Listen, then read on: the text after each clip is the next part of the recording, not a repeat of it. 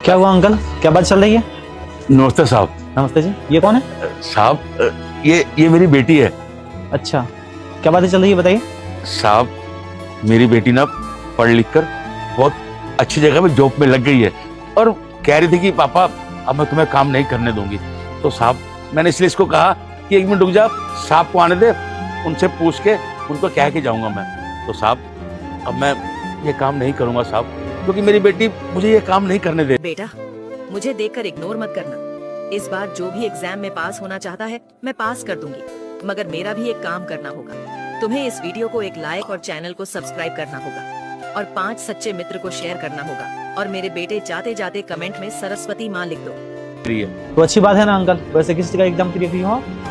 Banking manager. चलिए बढ़िया है, आपको तो खुश होना चाहिए अंकल।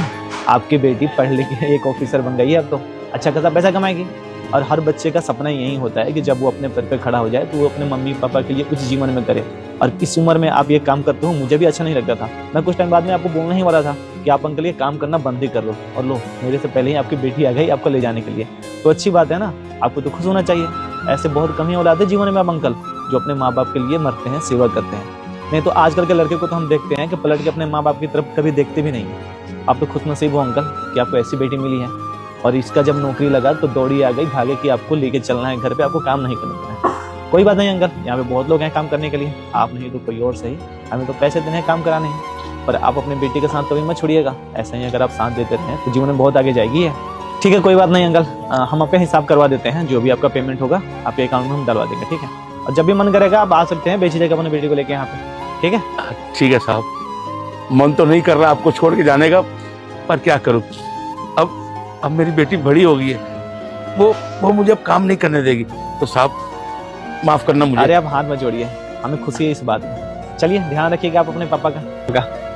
ठीक है साहब। ठीक है जी। अरे वाह पापा, आपके साहब तो बहुत अच्छे हैं। मुझे तो लगा था सारे अमीर लोग खड़ूस होते हैं, लेकिन इनके विचार तो काफी अच्छे हैं।